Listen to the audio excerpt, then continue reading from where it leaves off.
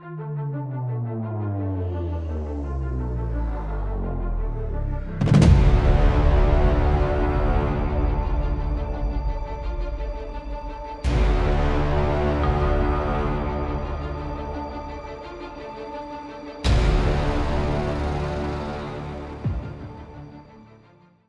की तैयारी में अकेले कोचिंग का खर्च नहीं होता है, बहुत से खर्च होते हैं, जहां पर कई बार ऐसी समस्याएं आती हैं कि आपको किराएदार गाली देता है। कल का आप आईएएस ऑफिसर बनने वाले हैं। कहते हैं ना कि यूपीएससी की तैयारी से आपके अंदर एक कल्याणकारी कार्य करने की जज्बा जो है वो विकसित जरूर होगा। प्रैक्टिकल नहीं है ये, सिर्फ वो जो एक हवाई मुखर्जी नगर में उड़ती है ना कि हवा उड़ी है कि यूपीएससी की तैयारी करेंगे, स्टेट पीएससी की नहीं देंगे एग्जाम। तो हम लोग सोचे कि क्यों ना दिल्ली को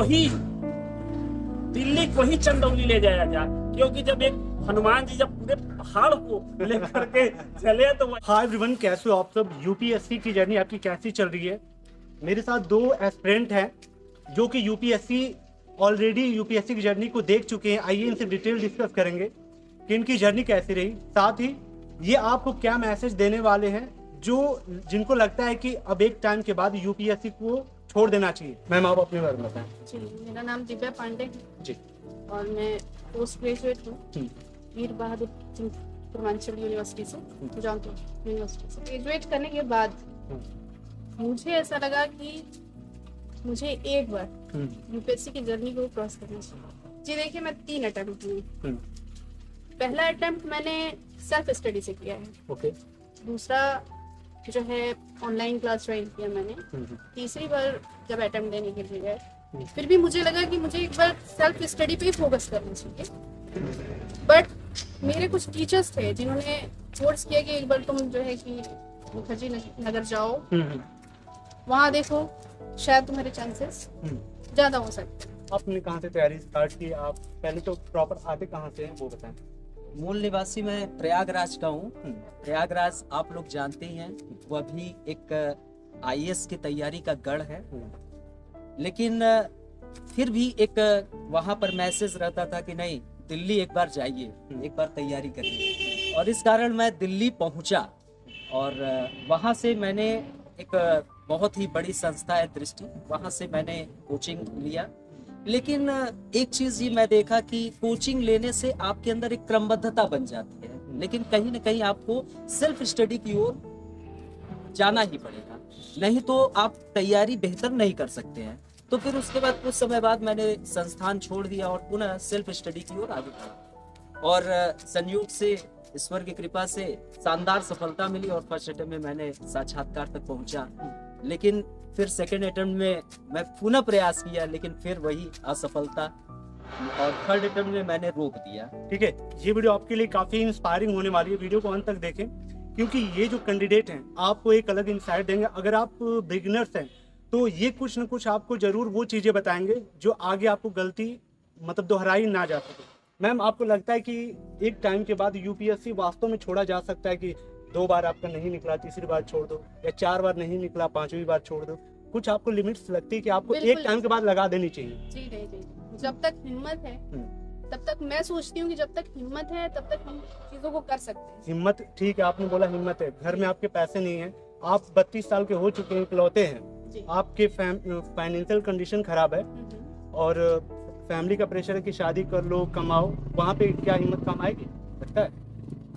देखिए, अगर हमारा रुझान अगर उसी मुद्दे पे कि हमें ये चीज करना है तो फिर ये सारी चीजें बेकार जाती है हमारे लिए। अगर हमारा रुझान जो है कि उधर बना रहता है तो, और मेरे हिसाब से नहीं छोड़ना चाहिए जब तक हम।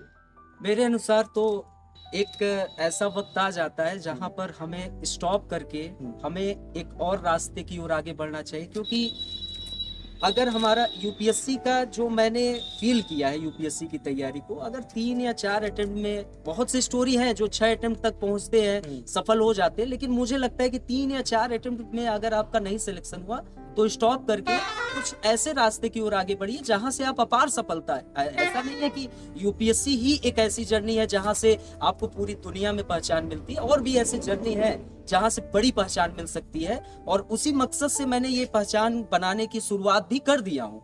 और अभी आपको मैं उसके बारे में आगे डिटेल में बताऊंगा। आप बताएं अभी आपकी जो जर्नी रही है, कहाँ तक प्रीलिम्स, मेंस और इंटरव्यू आपने अपीयर हुए थे, क्या रही है? फर्स्ट अटेम्प्ट में मैं आईएएस इंटरव्यू तक पहुंचा, लेकिन वहां पर मैं असफल रहा। फिर सेकंड अटेम्प्ट में मेंस नहीं निकला। अच्छा, यूपीएससी की एक बड़ी विशेषता है, आप एक बार अगर जैसे मान लीजिए कि अंतिम पड़ाव तक पहुंच गए, लेकिन आप सेकंड अटेम्प्ट में ये न समझिए अपने आप को कि आप साक्षात्कार तक पहुंच जाएंगे। प्रीलिम्स भी आपका नहीं निकल सकता है, ये उसकी खूबसूरती है। ये तो है कि नहीं? तो सेकंड अटेम्प्ट में मेंस नहीं निकला और थर्ड अटेम्प्ट में प्रीलिम्स नहीं निकला, तो मुझे लगा कि अब नहीं, स्टॉप करके कुछ आगे कुछ करना चाहिए। अच्छा, इस दौरान मैंने ऑल इंडिया के जितने बड़े लाइव प्लेटफॉर्म है, जैसे अनअकैडमी हुआ, बायजूस हुआ, ISPCS बाय एग्जामपुर हुआ, फिर उसके बाद मैंने कई GS वर्ल्ड जैसे संस्थान में ऑफलाइन कई संस्थान में पढ़ाया। अभी इस बार आगरा इंस्टीट्यूट में मैंने एक संस्थान में पढ़ाया था, वहाँ के 2 बच्चे IAS इंटरव्यू भी दिए, हाँ इस बार दिए। तो उन्होंने मैसेज किया, बताया, तो मैंने कहा ठीक है, अच्छी बात है, निकल जाए तो ये इससे अच्छा क्या है। मैंने क्रैकेडमी एक यूट्यूब चैनल अभी लेटेस्ट क्रिएट किया, और ये शुरुआत मैं एक ऐसे जिले से कर रहा हूँ जो अत्यंत पिछड़ा हुआ है, लेकिन कहते हैं ना कि यूपीएससी की तैयारी से आपके अंदर एक कल्याणकारी कार्य करने की जज्बा जो है वो विकसित जरूर होगा, और इसी मकसद से मैंने चंदौली जिले का चयन किया। डार्क रियलिटी जो यूपीएससी की बहुत बार थंबनेल पे लिखा था कि डार्क रियलिटी ऑफ यूपीएससी करके, अगर इस डार्क रियलिटी को हम अपॉर्चुनिटी से कनेक्ट करना चाहें, क्या क्या पॉसिबिलिटी दिखती है कि एक एस्पिरेंट जिसका सिलेक्शन नहीं हो पा रहा है, उस अपने डार्कनेस को कैसे अपॉर्चुनिटी की तरफ कन्वर्ट कर सकता है? पहले आप बताएं। देखिए, यूपीएससी का जो एक सिलेबस है, वो सिलेबस इस तरीके डिजाइन की गई है कि उससे आपको कई विषयों का ज्ञान हो जाता है, जिसमें आपको polity, geography, environment, science and tech, Indian society, social justice, governance, ethics, international relation, ऐसे कई सब्जेक्ट है जिसमें आपको क्या हो जाता है, ज्ञान हो जाता है। अब पहली चीज तो आप यूपीएससी को जब आप रियली में यदि आपने पढ़ा है, सीरियसली उसके उत्तर लेखन को अच्छे तरीके से किया है, तो आप पहली चीज तो इसी में कैरियर बना सकते हैं। बहुत से ऐसे अभी आज भी बहुत से ऐसे बच्चे हैं जो यूपीएससी के विषय में बहुत कम जानते हैं, अब वहां पे जाके कार्य कर सकते हैं। बहुत से अपॉर्चुनिटी इस क्षेत्र में भी है। दूसरा आप चाहें तो स्वयं का यूट्यूब चैनल बनाकर, यदि आपके पास ज्ञान है, ऊर्जा है, रिसोर्सेस की कमी है, तो आप उसको फुलफिल कर सकते हैं। आप उसको पूर्ति करके यदि कार्य करना चाहेंगे तो आप अपने यूट्यूब पे आप अगर गुणवत्ता के साथ कार्य करेंगे, यूट्यूब में आप आगे बढ़ना फिक्स है, क्योंकि अब किसी का धरोहर नहीं है ज्ञान। पहले था जिसमें कुछ ही टीचर जो थे वो उस पर कब्जा बनाए थे, वही तैयारी कराते थे, लेकिन आज का समय क्या हो गया है, आज के समय में यदि आपके पास टैलेंट है तो आप अपना पहचान बना सकते हैं। फिर आज भी ऐसे प्राइवेट स्कूल हैं, कॉलेज हैं, जहां पर आपको अगर इस विषय का ज्ञान है तो अच्छे सैलरी में आप अच्छे तरीके से अगर कार्य करना चाहे तो वहां पर भी अपॉर्चुनिटी आपको मिल सकती है। तो अपॉर्चुनिटी की कमी नहीं है। आप यदि करना ही ना चाहें तो फिर समस्या का विषय है। वो एक होता है ना कि यूपीएससी ही मेरी जिंदगी है, इसी में डूबना है, मर जाना है, तो ये सिर्फ प्रैक्टिकल नहीं है। ये क्या है, सिर्फ प्रैक्टिकल नहीं है, ये सिर्फ वो जो एक हवाई मुखर्जी नगर में उड़ती है ना कि हवा उड़ी है कि यूपीएससी की तैयारी करेंगे, स्टेट पीएससी की नहीं देंगे एग्जाम, नहीं देंगे, ये हवा है, ये मुखर्जी नगर में हवा चलती है, तो वो हवा से कुछ होने वाला नहीं है। क्यों, पावर को देखते हुए? हाँ, पावर कम मिलेगी। हाँ, पावर कम मिलेगी इसलिए तो ये हवा के चक्कर में ना पड़िए। आपको यदि लग रहा है कि नहीं 2-3 अटेम्प्ट में नहीं हो पा रहे, बहुत सारे पैसे बर्बाद होते हैं, फैमिली किस तरीके से पैसे देती है। अगर आपका फैमिली बहुत एवरेज फैमिली है तो यूपीएससी की तैयारी में अकेले कोचिंग का खर्च नहीं होता है, बहुत से खर्च होते हैं, जहां पर कई बार ऐसी समस्याएं आती है कि आपको किराएदार गाली देता है। कल का आप आईएएस ऑफिसर बनने वाले हैं, आप भावी आईएएस हैं, बट आपको किराएदार गाली देता है। आपको जो अगर वो महिला है तो फिर तो जीना हराम है। मुखर्जी नगर की समस्या है। हालांकि ये नहीं बोलना चाहिए, लेकिन ये समस्या आ जाता है नोटिस। हाँ, आपका 3 दिन में होने वाला है पूरा। तो वो फील नहीं करेंगे कि आप किस दर्द में है, तकलीफ में है, आप उनको देना है। तो मतलब कि आप प्लान बी अपना यदि रेडी रखते हैं, और मुझे लगता है कि यूपीएससी की तैयारी के दौरान भी आप तैयारी करिए, एवरेज एक समय दीजिए, उसके दौरान भी आप कुछ ऐसे कार्य कर सकते हैं जहां पर आप आसानी से अच्छा खासा अर्न कर सकते हैं, यदि आपके अंदर कार्य करने की वो ललक शैली हो तो कर सकते हैं। ठीक है मैम, आपको क्या लगता है, आप इस डार्कनेस को कैसे अपॉर्चुनिटी में देखती हैं यूपीएससी के candidate as a UPSC sir candidate? को एग्री करती हूँ जी। पूरे तरीके से, क्योंकि हम जब यूपीएससी की तैयारी करके बाहर आ रहे होते हैं तो हमारा पूरा व्यक्तित्व तैयार होता है, और हम किसी भी फील्ड को जब चुनते हैं तो हमारा जो है सबसे प्राथमिक रूप से जो है हमारा व्यक्तित्व वहाँ पे मायने रखता है। तो सबसे पहली बात कि हम कहीं भी कुछ भी ज्वाइन करते हैं, जैसे टीचिंग को ही ज्वाइन अगर कर लिया हमने, तो सबसे पहले तो आपको देखा जाता है कि आप उस योग्य हैं नहीं, वहाँ खड़े होने योग्य हैं कि नहीं, आप बच्चे को ज्ञान देने योग्य हैं कि नहीं, आपके अंदर वो क्षमता है कि आप सबसे बड़ी बात आप उस प्लेटफॉर्म पे खड़े हो जाइए, वो सबसे बड़ी बात हो जाती है हमारे लिए। तो मेरे ख्याल से अपॉर्चुनिटीज तो बहुत सारी मैं जी। ओके, तो कुछ ऐसी घटना आप शेयर करना चाहें जो आपके लाइफ में घटी और आपने सोचा हो कि ये मेरे लाइफ में नहीं घटना चाहिए था, एज ए स्टूडेंट एस्पिरेंट मैं पूछ रहा हूँ, कुछ ऐसा रहा है मोमेंट? जी, सबसे बड़ी बात तो यही होती है एस्पिरेंट के लिए कि जब आप सक्सेस नहीं पाते हैं जी, उस अंतिम पड़ाव में जाके लौट आते हैं, सबसे बड़ा लगता है कि क्यों, मतलब वो लाइफ अभी क्यों है, क्योंकि हम पूरे तैयारी के साथ अपना पूरा मेहनत झोंक दिए होते हैं, पूरी अपनी जो है कि डेडिकेशन दे दिए होते हैं वहाँ पे, और अंतिम पड़ाव में जाकर वहाँ पे जाके लौट आना बहुत ज्यादा दुखदायी होता है। तो मेरे लिए सबसे ज्यादा दुख का समय वही रहा है। नो डाउट मैम, आप बिल्कुल इस चीज को एक एस्पिरेंट समझ रहा होगा बहुत अच्छे से। जी बिल्कुल सर। जी, चलिए बहुत बहुत धन्यवाद आप लोग का, और मैं उम्मीद करूंगा कि ये जो आपने इनिशिएट किया है, स्टार्ट किया अपनी ये कोचिंग, बहुत अच्छे से आप लोग इसको यूटिलाइज भी करेंगे और स्टूडेंट भी इसको बहुत अच्छे से उपयोग कर पाएंगे उन चीज़ों का।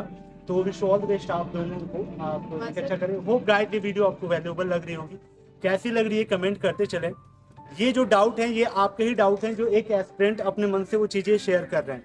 कुछ क्वेश्चन छूट रहा हो वो भी कमेंट करें, ताकि मैं अगले बार जब मिलूँ सर मैम से तो वो क्वेश्चंस कवर कर लूँ। चलिए मिलाते हैं यहाँ के ओनर से जो इन चीज़ों को सपोर्ट कर रहे हैं सर और मैम को, क्योंकि कहीं ना कहीं आपको बैकएंड सपोर्ट की ज़रूरत पड़ती है। खैर जो हम लोग का जिला है हिंदी बेल्ट से आता है, तो हम लोग सबसे पहले तो मुखर्जी नगर पहुँचे जो हिंदी के लिए माना जाता है, और मुखर्जी नगर पहुँच करके 2-3 दिन तो हम लोग ऐसे घूमते रहे, भाई साहब से अपने हम लोग चर्चा करते रहे। चर्चा करने के बाद वहाँ की जो मनस्थितियाँ, जो परिस्थितियाँ हम लोग देखें, वास्तव में एक प्रकार से तो बहुत ऊर्जा हुई कुछ बच्चों को देख, लेकिन बहुत पीड़ा भी हुई जो स्थिति वहाँ पे थी।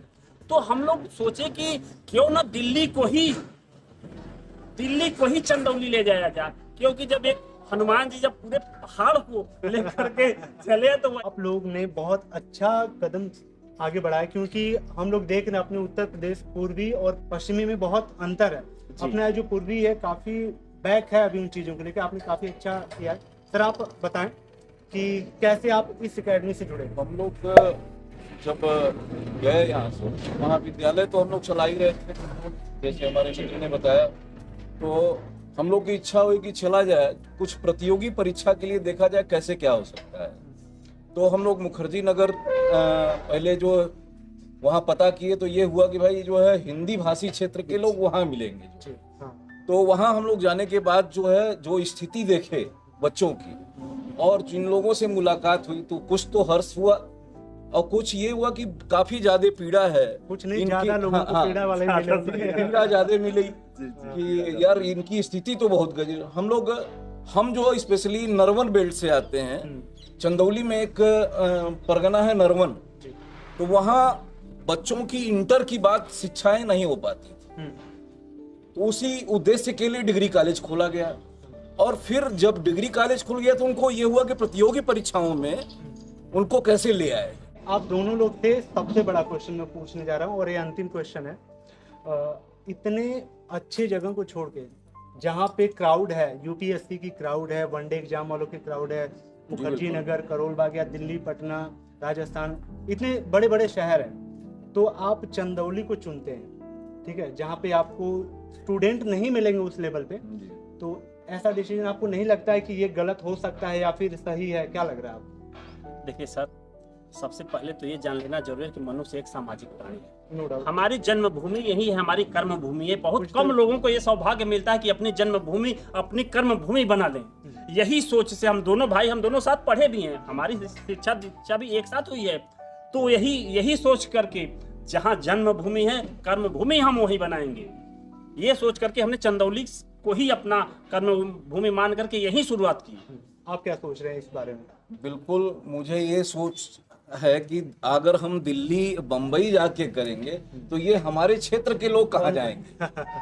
उनके लिए हम अगर कुछ कर पाते हैं तो वो हमारे लिए जो है एक प्रयास, बहुत बड़ा प्रयास। बहुत अच्छा, मुझे अच्छा लगा जी। मैं बहुत अच्छा मुझे भी लग रहा है पर्सनली। मैं इसलिए क्वेश्चन ये पूछा हूँ ताकि उन एस्पिरेंट को भी पता चले कि इस लेवल के भी लोग हैं जो इस तरह काम करते हैं। होप गाइस वीडियो आपको इन्फॉर्मेशन वाली लगी, थोड़ा सा इमोशनल टच हो गया है, लेकिन ये वास्तविकता है अपने उत्तर प्रदेश की जो पूर्वी है। रियलिटी में अगर आप देखेंगे चीज़ों को, साइंटिफिक डाटा भी उठा के देखेंगे तो बहुत अंतर मिलेगा। चलिए sir, wish you all the best आपके इस इनिशिएटिव के लिए। सर मैं उम्मीद करूँगा कि आप लोग बेस्ट दें और इस बेल्ट के स्टूडेंट को एक अच्छा वैल्यू मिले, एजुकेशन मिले। होप गाइस वीडियो वैल्यूएबल लगी हो, इन्फॉर्मेशन वाली लगी हो। सर लोग को विशेष दे सकते हैं कमेंट सेक्शन में। जो टीचर से आपने देखा वो ऐसे एस्पिरेंट हैं आपके जैसे ही, उन्हें भी विशेष दे सकते हैं उनके करियर के लिए। चलिए मिलते हैं किसी और ऐसी शानदार वीडियो में, तब तक के लिए thank you so much and bye bye.